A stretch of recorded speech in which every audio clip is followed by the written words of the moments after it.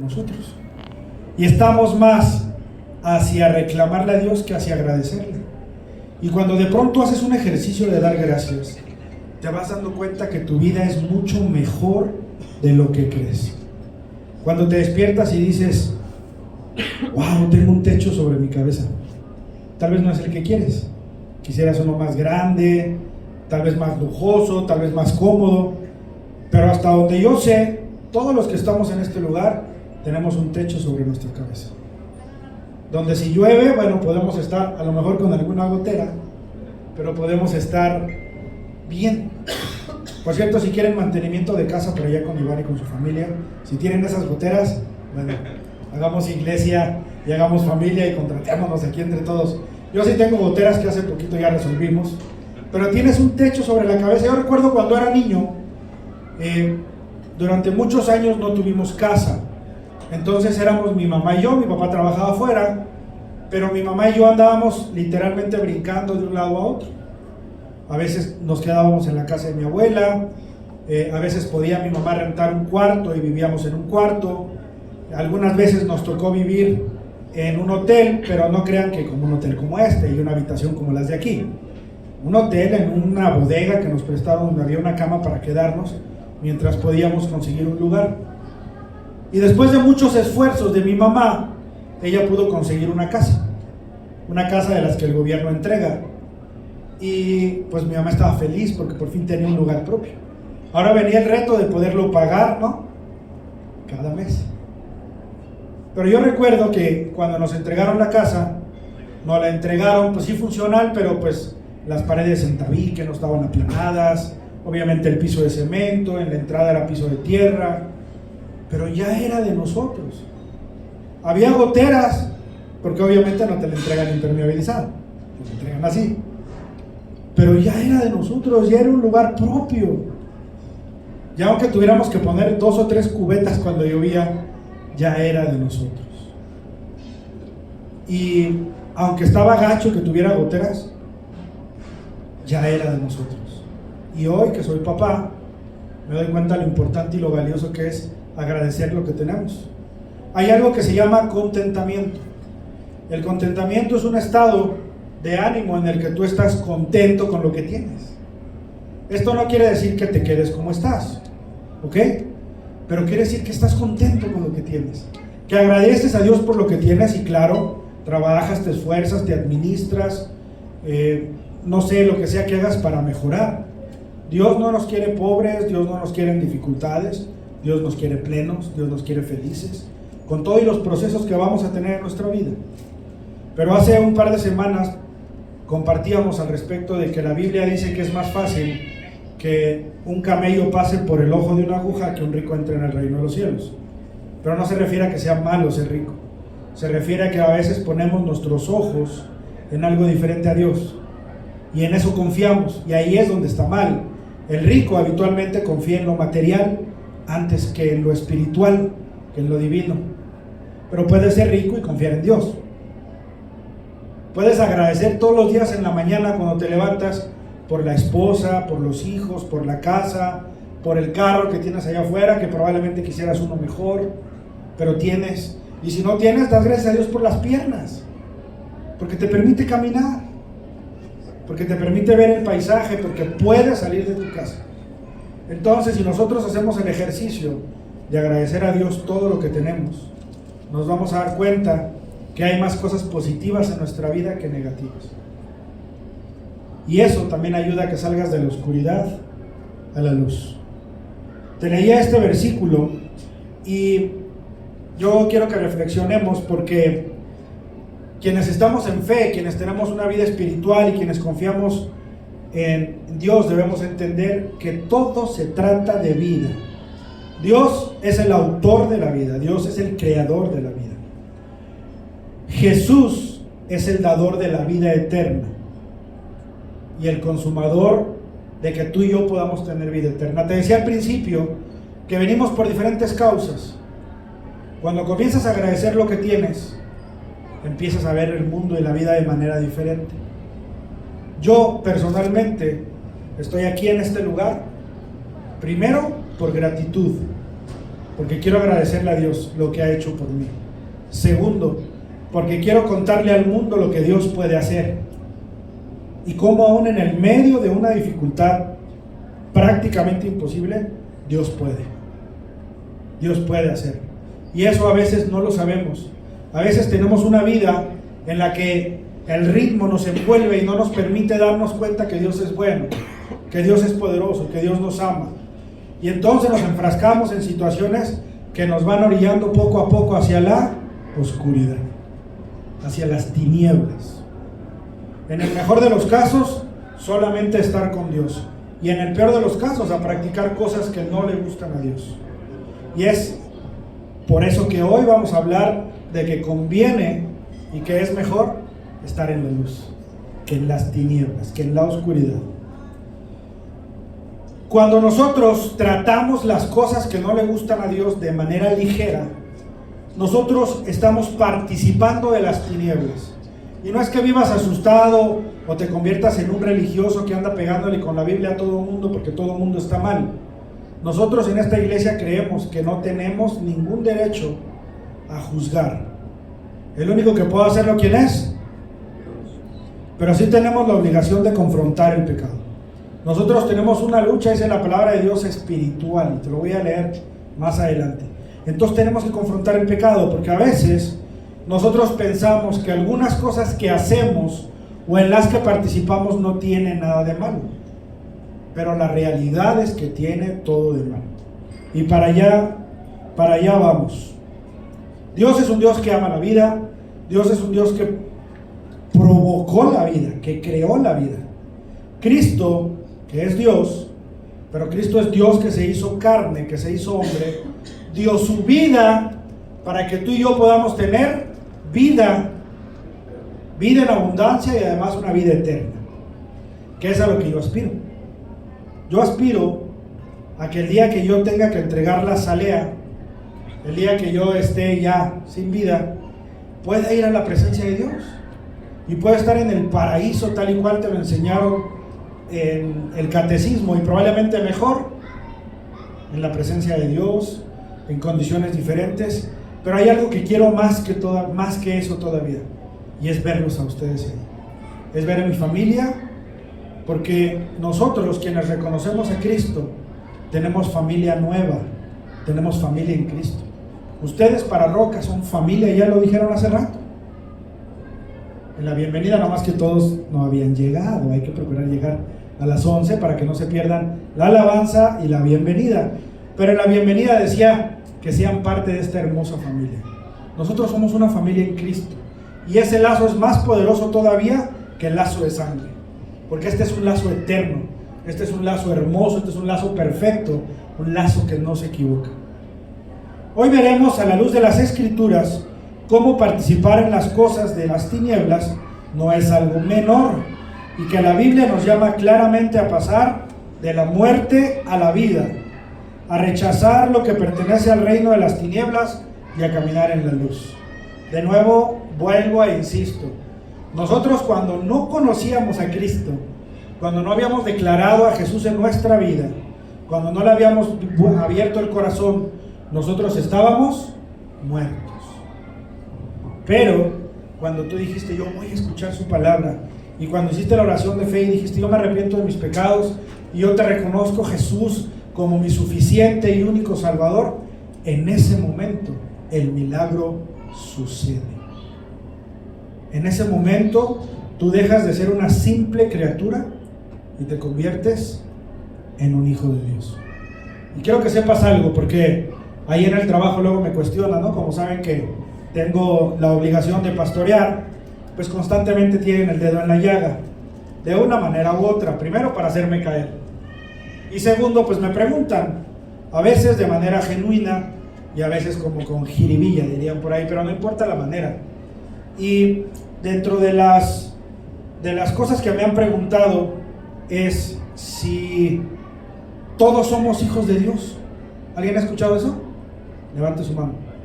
¿Alguien pensaba que todos somos hijos de Dios? Sí.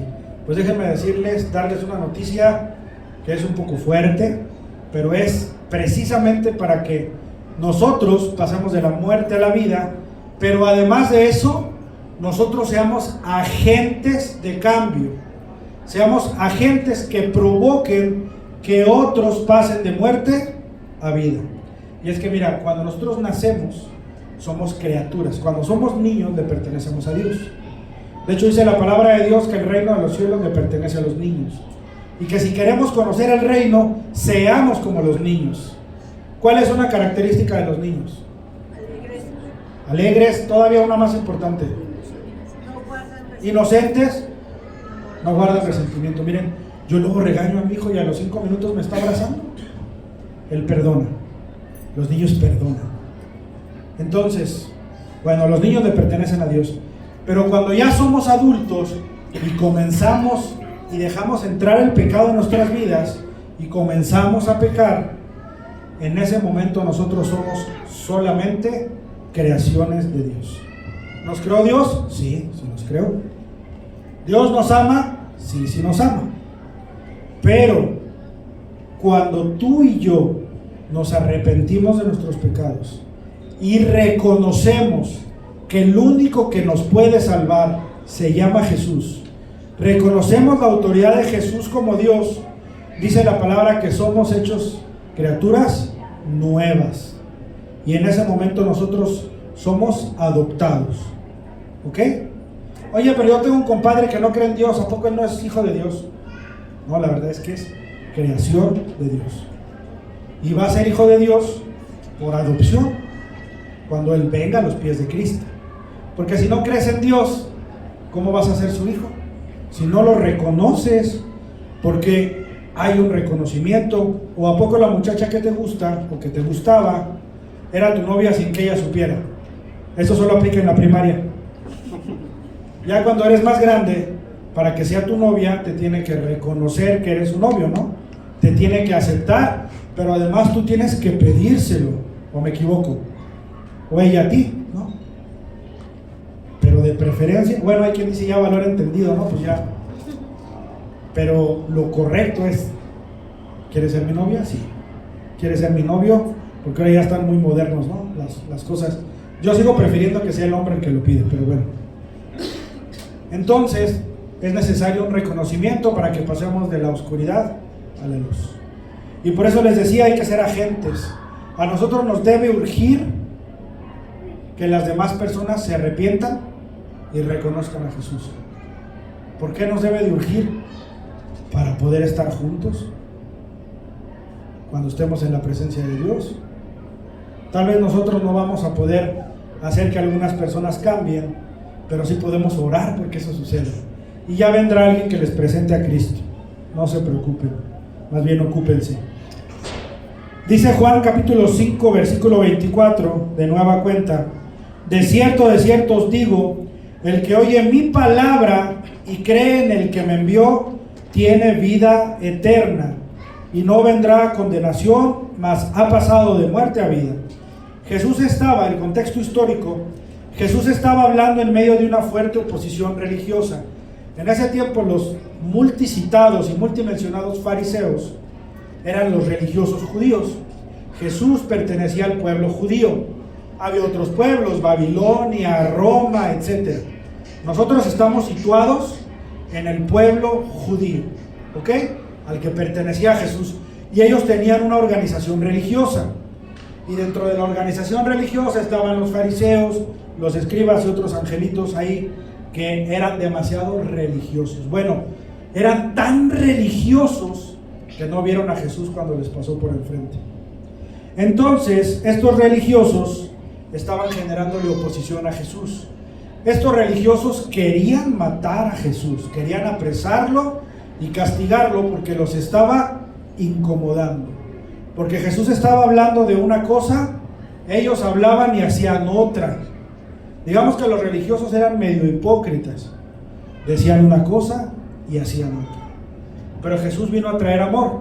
Los religiosos de ese tiempo veían a un enfermo y si lo tocaban tenían que purificarse 7 días. O no te le podías acercar a un enfermo. O no podías hablar con un pecador o una pecadora. No te les podías acercar porque te contaminabas. Jesús vino a establecer algo completamente diferente, que era el amor al prójimo. Jesús tocó a los enfermos y los sanó. Jesús se sentó a la mesa con lo peor de la sociedad. Y no porque lo aplaudiera, sino porque les iba a mostrar el amor y la redención. Así es de que si tú te has portado mal en el pasado, si tú has cometido errores, si tú has pecado, déjame decirte que primero no lo vuelvas a hacer. Ese es el arrepentimiento. Y segundo, Jesús está dispuesto a perdonarte. Es más, Jesús ya te perdonó en la cruz. Jesús se subió a la cruz y pagó el sacrificio perfecto para que tú y yo no tuviéramos que pagarlo así. Y pudiéramos venir de la muerte a la vida. Y después pudiéramos pasar a la vida eterna. Y poder tener en ese proceso una vida espiritual. En ese ambiente hostil de los fariseos, Jesús afirma con autoridad divina: de cierto o cierto digo. Cuando ustedes leen en la Biblia esa frase de cierto os digo, era como la manera legal que se ocupaba para lo que muchos dicen verdad de Dios. Así, pero no se decía verdad de Dios, se decía de cierto os digo. Es decir, Jesús está hablando con autoridad y les está diciendo: lo que yo te estoy diciendo es completamente verdad. Y ahora te voy a desmenuzar esos versículos para que lo entendamos, lo profundo y lo importante que es. Después dice: el que oye mi palabra. En la cultura judía, oír significaba obedecer. No es como ahora que de pronto nos entra por un oído y nos sale por el otro. Allá cuando decían oír la palabra, era obedecer la palabra. Después dice: y cree al que me envió. Jesús remarca que la fuente de su misión es el Padre.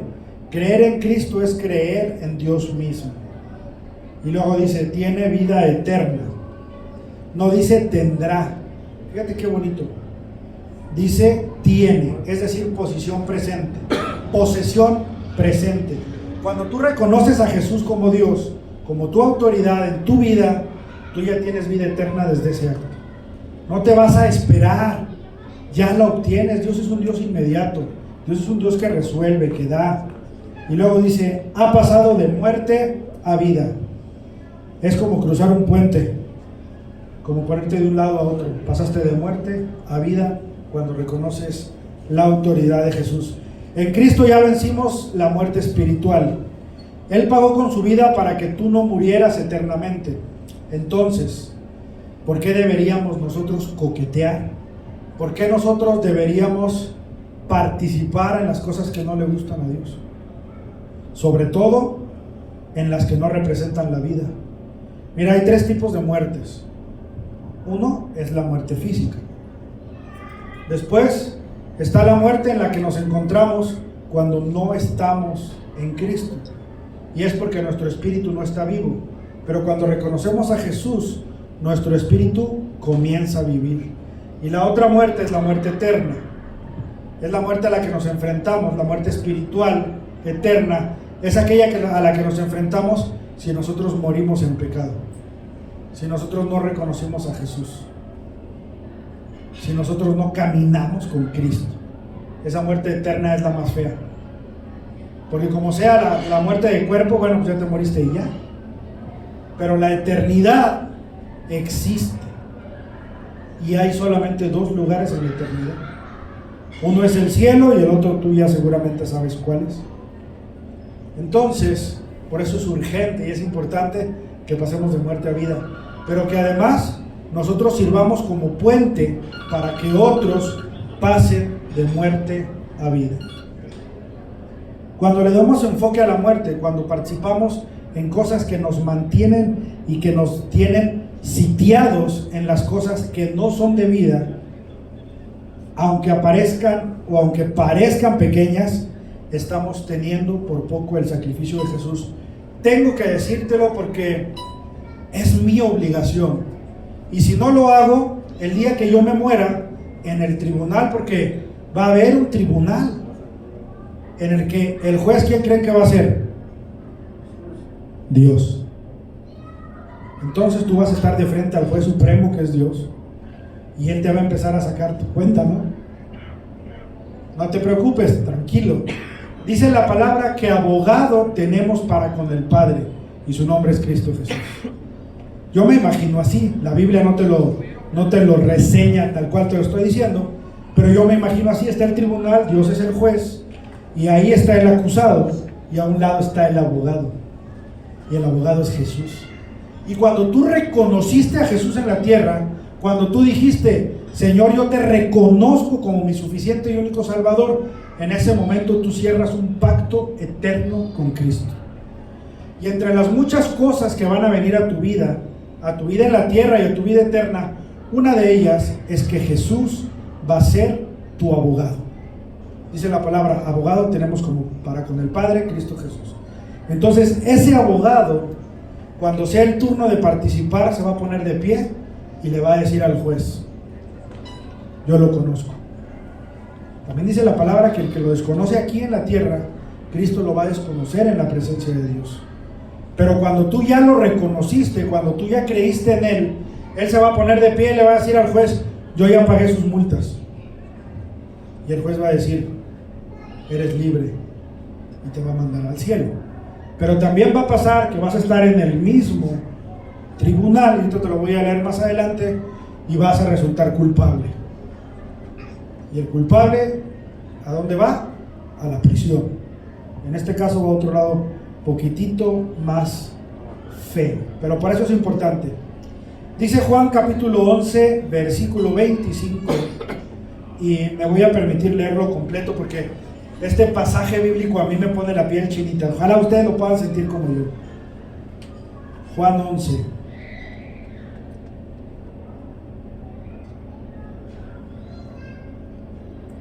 Juan 11, 25, ¿verdad? Pero yo lo voy a leer desde el principio. ¿Alguien ha escuchado de Lázaro? ¿Sí? Lázaro era un amigo de Jesús. Jesús lo amaba. Jesús quería mucho a ese amigo. Yo no sé si usted tenga un amigo al que quiere mucho, yo sí. Y ese amigo era Lázaro para Jesús. Y te voy a leer el versículo, pero desde el 1, ese es el 25. Ahorita llegamos allá. Dice: estaba entonces enfermo uno llamado Lázaro de Betania, la aldea de María y Marta su hermana. No es María la mamá, es María y Marta, hermana de Lázaro. María, cuyo hermano Lázaro estaba enfermo, fue la que ungió al Señor con perfume y enjugó los pies con sus cabellos. Esa es otra historia. Enviaron pues las hermanas para decir a Jesús: Señor, he aquí el que amas está enfermo. Oyéndolo Jesús dijo: esta enfermedad no es para muerte, sino para la gloria de Dios, para que el Hijo de Dios sea glorificado en ella. Lázaro estaba enfermo, muy enfermo, y entonces las hermanas de Lázaro pues intentaron curarlo con los métodos médicos que existían en el momento, pero yo me imagino que como no veían que eso funcionara y su hermano estaba en peligro de muerte, mandaron a buscar a Jesús, porque ellos sabían que Jesús lo podía sanar. Jesús ya había hecho milagros. Y Jesús les contesta: esta enfermedad no es para muerte, sino para gloria de Dios. Y después dice: y amaba Jesús a Marta, a su hermana y a Lázaro. Jesús tenía un afecto especial por esa familia. Cuando oyó pues que estaba enfermo, se quedó 2 días más en el lugar que estaba. O sea, Jesús se entera que Lázaro está enfermo y se queda 2 días más en donde estaba. No estaba en la misma ciudad, estaba en otra. Pero él, en lugar de salir corriendo hacia donde estaba Lázaro, Jesús se queda 2 días ahí. Luego, después de esto, dijo a los discípulos: vamos a Judea otra vez. Le dijeron los discípulos: Rabí, ahora procuraban los judíos apedrearte y otra vez vas allá. Los judíos estaban esperando a Jesús para apedrearlo, pero a Jesús no le importó y de todos modos fue. Respondió Jesús: ¿no tiene el día 12 horas? El que anda de día no tropieza, porque el que ve la luz de este mundo, pero el que anda de noche tropieza porque no hay luz en él. De nuevo estamos hablando de la importancia de estar del lado de la luz, porque la oscuridad va a hacer que te tropieces. Dicho esto, les dijo después: nuestro amigo Lázaro duerme, mas voy para despertarle. Dijeron entonces sus discípulos: Señor, si duerme sanará. Pero Jesús decía esto de la muerte de Lázaro, y ellos pensaron que hablaba de reposar. Los apóstoles pensaban que Jesús se refería a que estaba dormido, pero en realidad estaba muerto. Entonces Jesús les dijo claramente: Lázaro ha muerto, y me alegro por vosotros de no haber estado allí, para que creáis más. Vamos a él. Dijo entonces Tomás, llamado Dídimo, a sus condiscípulos: vamos también nosotros para que muramos con él. Jesús no había resucitado a nadie hasta este punto. Ya había hecho milagros, pero al parecer para la gente no habían sido suficientes, o no les habían impactado tanto. Entonces Jesús vio la oportunidad de que se viera el poder del Padre, el poder de Dios Padre en esa situación. Vino pues Jesús y halló que hacía ya 4 días que Lázaro estaba en el sepulcro. Betania estaba cerca de Jerusalén, como a 15 estadios, y muchos de los judíos habían venido a Marta y a María para consolarlas por su hermano. Lázaro llevaba 4 días muerto, y otras personas ya habían ido a darles el pésame a las hermanas. Es decir, la gente de la región ya sabía que Lázaro estaba muerto, ya habían ido por cafecito y galletas. Entonces Marta, cuando oyó que Jesús venía, salió a encontrarle, pero Marta se quedó en casa. Y Marta dijo a Jesús: María se quedó en casa, y Marta dijo a Jesús: Señor, si hubieses estado aquí, mi hermano no habría muerto. Mas también sé ahora que todo lo que pidas a Dios, Dios te lo dará. Jesús respondió: tu hermano resucitará. Marta le dijo: yo sé que resucitará en la resurrección del día postrero. En la fe se creía que habríamos de resucitar un día, el día postrero. Seguimos creyendo en eso, que un día vamos a morir, pero vamos a resucitar juntamente vamos a irnos al cielo, pues vamos a irnos con Jesús. Y le dijo Marta: sé que resucitaré en el día postrero. Y esto a mí la verdad es que me impacta, este versículo que está aquí.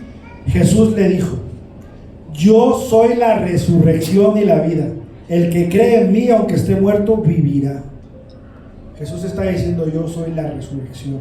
Si tú estás muerto, aunque vivas, aunque respires, aunque camines, pero si estás muerto, Jesús es tu camino a la vida. Aquí no dice que alguien más te puede llevar hacia la vida. Aquí dice Jesús: yo soy la resurrección y la vida. El que cree en mí, aunque esté muerto, vivirá. Y todo aquel que vive y cree en mí no morirá eternamente. ¿Crees esto?, le preguntó. Y él contestó: sí, Señor. Yo he creído que tú eres el Cristo, el Hijo de Dios, que has venido al mundo. Bueno, esta es otra prédica muy completa. Pero ¿qué hace Jesús? Jesús llama a Lázaro. Jesús se para afuera del sepulcro, de la tumba, y le dice: Lázaro, ven. Lázaro, ven. Le da la orden a Lázaro de que vaya. Lázaro se levanta y se acerca a la presencia de Jesús. Y en ese momento Lázaro había resucitado. Yo me imagino que todavía salió con las vendas, ¿no? Así, parecía momia, ¿verdad que sí? Y ahí lo descubrieron. Jesús lo resucitó. Jesús no dice: yo doy resurrección. Jesús no dice: yo soy una opción. Jesús dice: yo soy la resurrección. Yo soy el camino de la muerte a la vida. Qué hermoso, qué hermoso poder conocer a alguien que te ofrece que tan solo con creer en Él, tú vas a pasar de estar muerto a estar vivo. Y no solo eso, sino que vas a tener la oportunidad de tener una vida eterna en el paraíso, en un lugar hermoso, en un lugar que ni siquiera podemos imaginarnos, pero que es seguramente hermoso.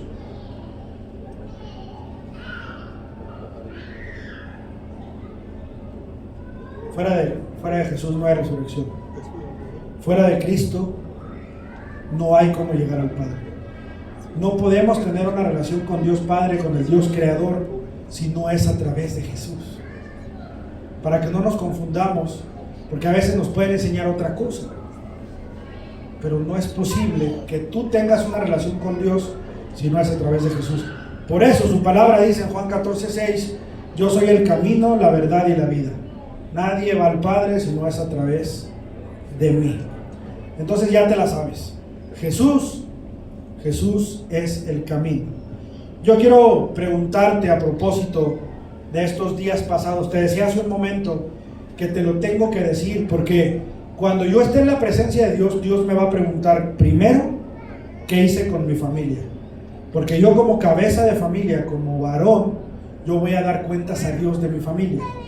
y después voy a dar cuentas de la iglesia, y después voy a dar cuentas como cristiano, qué fue lo que hice para que otros puedan conocer a Cristo. Y si yo no digo la verdad, si yo no digo lo que dice la palabra de Dios, por miedo a cualquier otra situación, yo estaría permitiendo que tal vez nosotros vivamos en el engaño. Mira, hace unos días tuvimos un evento muy bonito que se llamó Brilla. Brilla fue un evento donde los niños fueron a jugar, fueron a comer dulces, fueron a pasársela bien a gusto, justamente el día en que algunos celebran el Halloween. Y no lo hicimos porque seamos religiosos, que nos espantemos con todo y queremos pegarle con la Biblia a la gente. Lo hacemos porque es importante que los niños y que nosotros caminemos en la luz y no en la oscuridad. Y la oscuridad es engañosa. La oscuridad no se presenta así terriblemente fea. La oscuridad se presenta incluso agradable. Miren, yo creo que esto tampoco lo dice la Biblia, pero yo creo que una de las frases preferidas del diablo para engañarnos es: no pasa nada. Vente, no pasa nada. Vístete de asesino, no pasa nada. Agarra un cuchillo y simula que eres un homicida y no pasa nada. ¿Qué tiene de malo? Solo es una, ¿sí o no? Para quienes alguna vez han ingerido bebidas alcohólicas, pues empezó con una. A mí me dijeron, tómate una, no pasa nada, y después estabas todo mal. Y tal vez después estabas en problemas, y tal vez con problemas en tu familia. Entonces es importante que nosotros seamos conscientes de que como creyentes debemos participar en cosas que nos lleven a la vida. De la muerte a la vida. Y nunca jamás celebrar la muerte. Porque la muerte es tan mala que Dios mismo la destruyó. Que Dios mismo envió a Jesús para que la venciera.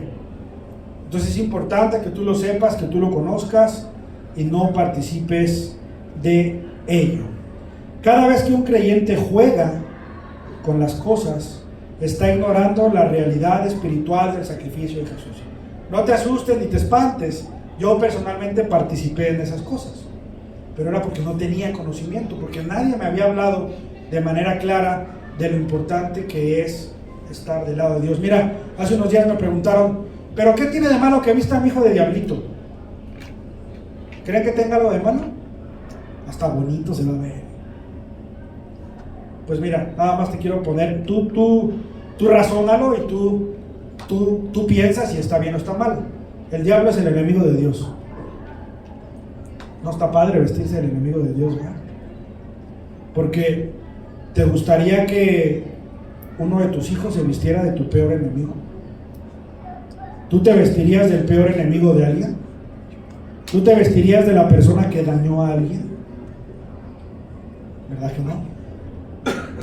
Pero bueno, dice Marcos capítulo 12, versículo 27. Aquí es donde yo te pregunto, ¿qué tipo de Dios tienes? ¿Un Dios vivo? ¿Un Dios de vivos? ¿O un Dios de muerte? Y nosotros predicamos un evangelio de vida. Predicamos a un Dios que es un Dios que da vida desde el momento en el que te creó, después cuando reconoces a Jesús en tu vida, y después cuando tu cuerpo ya deja de funcionar y tienes la oportunidad de una vida eterna. Entonces todo el tiempo se trata de vida, vida, vida, vida. Dice la palabra de Dios, Dios no es Dios de muertos, sino Dios de vivos. Jesús está respondiendo a los saduceos, quienes no creían en la resurrección. Era un grupo religioso conservador, pero incrédulo, es decir, que no eran creyentes. Y Jesús les dice, mucho erráis. Eso lo vieron al final del versículo. En su teología habían reducido a Dios a algo que no era. Ellos celebraban y no creían en la resurrección. Por eso les dice, mucho te equivocas, porque yo soy un Dios de vida. Te vuelvo a preguntar, ¿el Dios en el que tú crees, qué tipo de Dios es? ¿De vida? ¿De esperanza? ¿De transformación? ¿De bendición? ¿O es un Dios de muerte? Yo personalmente creo en un Dios de vida. Creo en un Dios que te puede sacar de lo más profundo del fango y ponerte en los mejores lugares, en lo que sea que hagas. Lo vimos con David, lo vimos con José, y lo vimos con tantas y tantos personajes en la Biblia que pasaron por procesos, con personajes como el rey David, que era un simple pastor de ovejas y terminó siendo el rey más influyente. Pero eso es algo que solo puede hacer un Dios que da vida, porque si no, en lugar de haberlo hecho rey, lo hubiera matado, ¿no? Un Dios vivo requiere adoradores vivos. La fe en Dios no es compatible con la muerte. Nosotros tenemos que ver la muerte solamente como algo a lo cual tenemos que vencer. La muerte espiritual es nuestro primer enemigo a vencer. Y esa muerte espiritual se da cuando nosotros no hemos conocido de Cristo, cuando no hemos conocido de Jesús. Dice Juan capítulo 7, versículo 38, este es Jesús hablando: el que cree en mí, como dice la Escritura, de su interior correrán ríos de agua viva. Jesús habla en la fiesta de los tabernáculos, donde cada día se hacía una procesión con agua como símbolo de la provisión divina. En ese marco Jesús declara que Él es fuente de agua viva y que quienes creen en Él serán canales de vida y no de muerte. De nueva cuenta, estamos hablando de vida. Jesús ofrece vida, Jesús ofrece redención, transformación. Jesús ofrece que si tú estás arrepentido por lo que hiciste, Él te da una nueva oportunidad de ser una persona completamente nueva. Si algo falló en tu vida, si algo fracasó en tu vida, Dios te da la oportunidad de que eso sea revertido o sea transformado.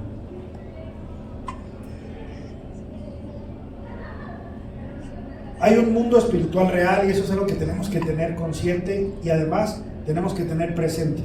Y esto no es para que te asustes, sino es para que estés atento, para que te motives a poder dar la buena batalla.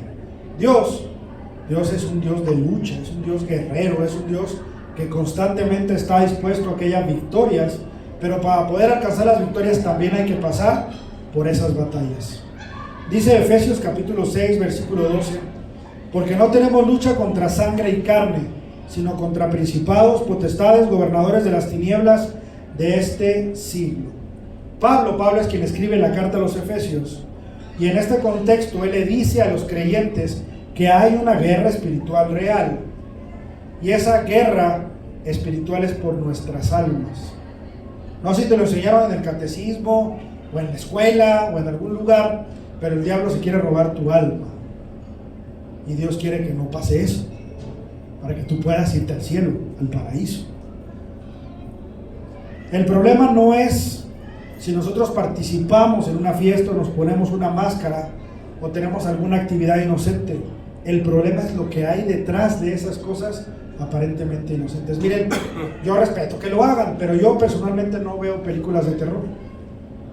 ¿Por qué? No me dan miedo. Por supuesto que no me dan miedo. Pero ¿qué caso tiene estar viendo cosas del diablo? ¿Para qué te interesas en esas cosas? Mejor interésate en las cosas de Dios, que son de esperanza, alegría, paz, calma, triunfo, victoria. Eso es lo que ofrece Dios. Jesús vino a este mundo y dio su vida con un profundo amor por cada uno de nosotros. No nos juzgó, Él nos amó. Desde el día 1 de su ministerio, aún desde antes, dice la palabra de Dios, que Dios ya nos amaba antes. Él nos amó primero.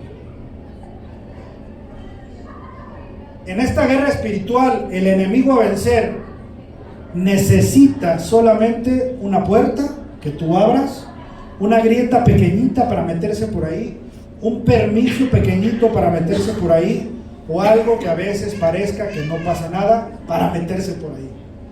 Recuerda que dice la palabra de Dios que el diablo vino a matar, robar y a destruir. Él quiere robarte, quiere matarte, quiere destruirte. Y no es en el sentido de que quiere quitarte la vida, sino quiere matar tu vida espiritual y tu vida eterna. Eso es lo que está buscando.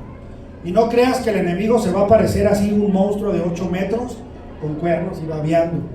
Él se va a presentar de muchas maneras que parezca que no pasa nada. Dice la primera carta de Corintios, capítulo 10, versículo 21. No podéis beber de la copa del Señor y la copa de los demonios. Corinto era una ciudad llena de templos paganos. ¿Saben lo que es pagano?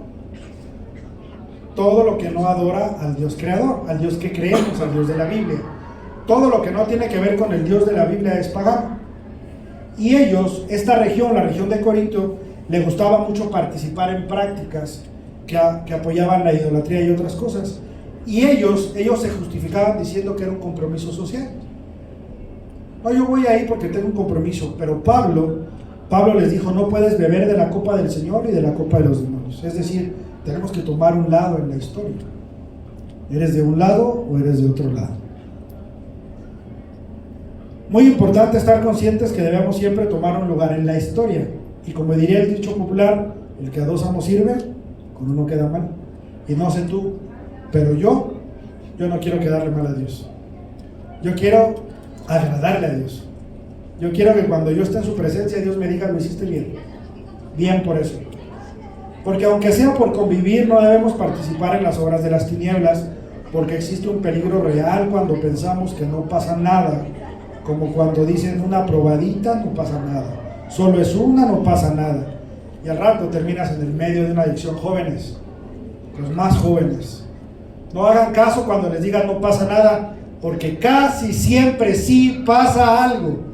Y cuando te dicen pruébale, no pasa nada, lo más seguro es que va a pasar algo y va a pasar algo malo. Yo ya lo experimenté, no se los digo porque únicamente lo crea, y creo que muchos de nosotros lo hemos experimentado. Y les vamos a hacer un atajo, ¿no? Les vamos a ahorrar a los jóvenes, les vamos a ahorrar eso. Cuando les digan no pasa nada, no lo hagan. Obviamente si es algo malo, ¿no? Si te dicen no pasa nada, lee la Biblia, pues también es una mentira, porque si lees la Biblia sí pasa algo. Pasa que te nutres espiritualmente. Pero bueno, entonces acuérdense de mí cuando les digan no pasa nada. Digan, ay, el pastor me dijo que sí iba a pasar, y lo que va a pasar es malo. Tómate una cervecita, no pasa nada. Sí pasa. Hay quien lo controla, ¿no? Y dice, pues nomás me tomo una y no pasa nada. Pero algún día va a pasar. Yo tomé muchas veces, hasta la vez que me emborraché, y no me fue nada bien. Hoy, cuando un cristiano participa en prácticas relacionadas con las tinieblas, sea como sea, estás bebiendo de la copa equivocada. La famosa copa del no pasa nada, pero sí pasa y pasa mucho, que nos podemos morir espiritual y físicamente. Pero cuando decidimos beber de la copa del Señor, de la copa de Dios, rechazamos cualquier participación con el otro lado. Nosotros recibimos vida eterna, bendición, recibimos victoria, respaldo, apoyo, amor, comprensión y todas las cosas bonitas que solamente Dios te puede dar. Entonces vale la pena sí beber, pero beber de la copa de Dios. Con esto no te estoy diciendo que si te tomas una cerveza eres malo o te va a ir mal. No, por supuesto que no. Y seguramente me van a decir, pero Dios convirtió el agua en vino. Sí lo hizo. Que la Biblia te dice que no te embriagues, ese es el único tema. Pero tengan cuidado con el famoso no pasa nada, porque esa es la frase, como la que usan los magos de Abacadabra. Esa es la que usa el demonio, el enemigo, el diablo, para engañarte y confundirte. No pasa nada, un ratito, solo 5 minutos, no pasa nada. Y sí pasa, y pasa mucho. Pero cuando decidimos beber de la copa de Dios, la historia es completamente diferente. Completamente diferente. ¿Vas a tener problemas cuando bebas la copa de Dios? Sí. En este mundo va a haber aflicciones, pero las vamos a vencer de la mano de Dios. Y vamos a ir, como dice su palabra, de victoria en victoria en victoria. La muerte es la ausencia de Dios. Dios es vida. Dios no puede coexistir con la muerte, porque Dios es vida. Dice Romanos capítulo 6, versículo 23, porque la paga del pecado es muerte, mas la dádiva de Dios es vida eterna en Cristo Jesús, Señor nuestro. El pecado te lleva a la muerte, pero Jesús te lleva a la vida. ¿Qué es el pecado? Todo lo que te aparta de Dios, todo lo que a Dios no le gusta, y además, ¿sabes qué? Todo lo que te hace daño. No hay un solo pecado que yo conozca que me haga bien. Si alguien sabe uno, díganme. Entonces Dios es tan bueno, porque es un Padre amoroso, que lo que hace es alejarte de lo que te daña, de lo que te hace mal, y le llamamos pecado. Pero Él te quiere apartar, no solo porque te quiera ver ahí y Él quiere estar contento de decir, ay, mis hijos no pecan, porque Él te quiere ver bien, por eso te quiere alejar del pecado, porque te quiere proteger como los papás protegemos a los hijos. Solo que los hijos no entendemos cuando papá nos quiere proteger y pensamos que nos quiere limitar nuestra vida, nuestra libertad, que nos quieren oprimir, pero lo que quiere hacer papá es cuidarlos. Traigan a mi hijo para que escuche, a mis hijos. Yo como hijo decía, ya mamá, yo sé lo que hago. Mi mamá, hijo, elige tus amistades. Ya mamá, pues ni que fuera tonto. La Biblia te dice, elige tus amistades, ¿eh? Las buenas, las malas amistades corrompen las buenas costumbres, dice la Biblia. Entonces, si tu mamá te dice, elige tus amistades, elige tus amistades. Ponte a pensar si esa amistad te va a llevar a beber de la copa de Dios o de la del enemigo. Pero todavía algo mejor, tú, conviértete en ese amigo que lleva a los amigos a beber de la copa del Señor. Sé el puente para que haya gente alejándose de las cosas feas. Yo conozco el mundo, y cuando hablamos del mundo nos referimos a los placeres de la carne, a lo que no le gusta a Dios. Y sabes que se vive re feo ahí. Se vive mejor de este lado, mucho mejor. Te voy a leer este otro versículo que dice Daniel capítulo 12 versículo 2. Y muchos de los que duermen en el polvo de la tierra serán despertados, unos para vida eterna y otros para vergüenza y confusión perpetua. Cuando tú te mueras, cuando yo me muera, en un punto, en un momento, porque el tiempo exacto solo lo sabe Dios, vamos a resucitar juntamente con Cristo y vamos a ir al tribunal. Y aquí dice la palabra de Dios, unos para vida eterna y otros para vergüenza y confusión, es decir, para el otro lado completamente diferente al de Dios. Después dice, bueno, ya lo leí, dice Juan capítulo 12 versículo 2 que hay moradas eternas preparadas para los justos. Es decir, cuando tú eliges beber de la copa de Dios, hay muchas cosas buenas por venir, muchas.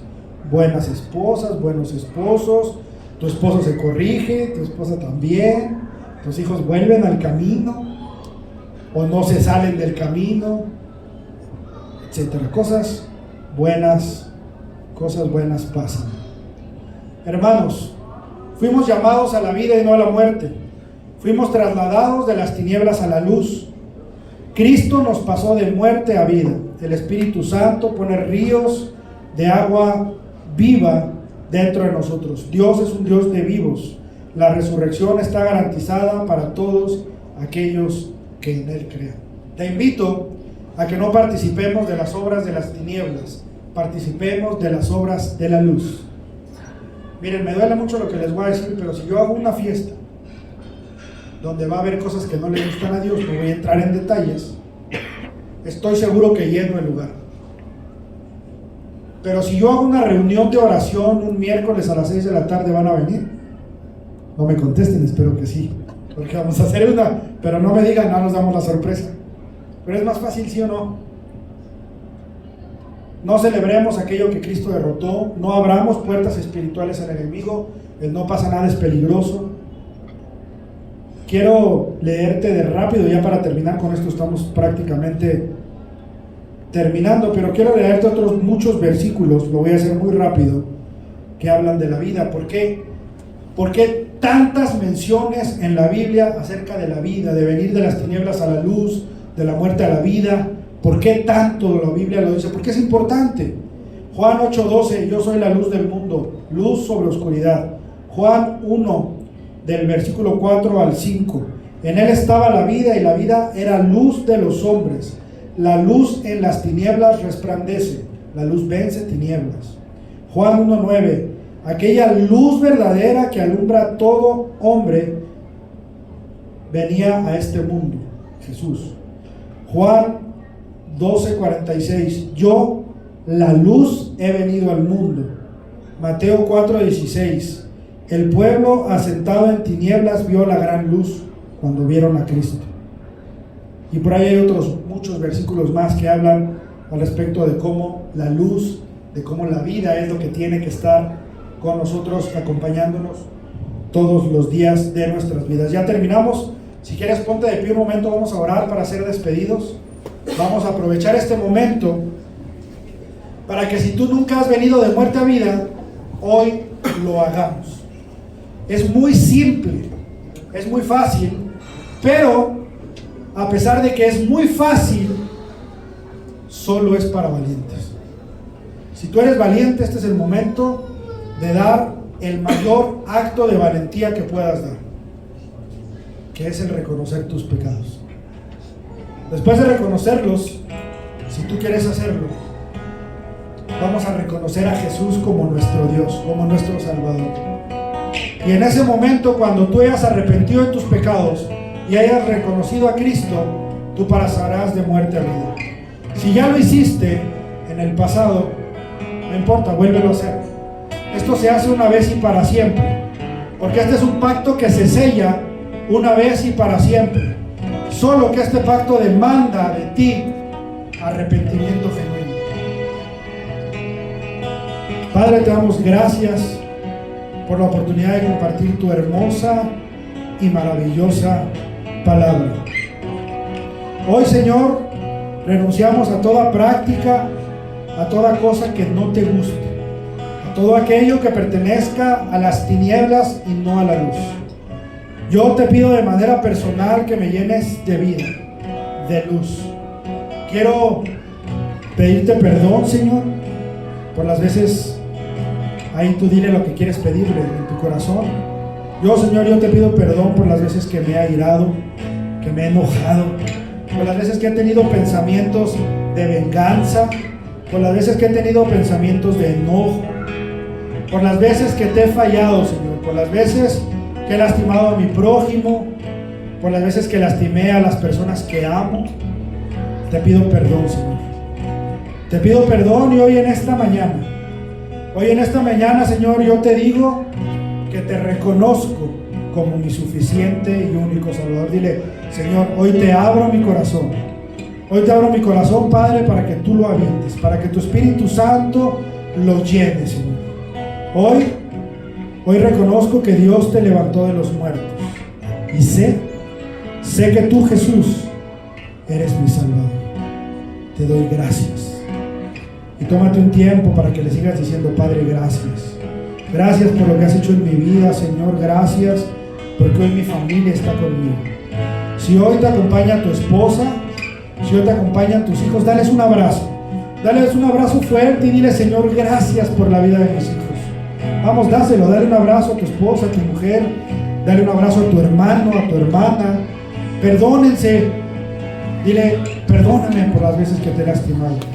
Le doy gracias a Dios porque te puedo ver sonreír, porque te puedo abrazar. Abraza a tu cuñado, a tu hermano, a tu sobrino. Dile, gracias, Señor. Gracias porque has sido bueno conmigo, porque hasta aquí me has traído, Padre. Gracias. Gracias porque todo lo que has hecho en mi vida ha sido bueno. Dile gracias por tu amistad, por tu compromiso. Gracias porque Dios ha puesto en ti a un hermano para mí. Gracias. Gracias por estar aquí todos los domingos. Gracias por servirle al Señor. Dile gracias. Muchas gracias por las veces que me has llamado la atención. Sé que lo has hecho por cuidarme. Dile gracias, Señor, por todo lo bueno que has hecho. Gracias por esta voz, por estas piernas, por esta oportunidad de estar aquí. Te damos gracias en el nombre de Jesús. Amén y amén. Puedes tomar tu lugar.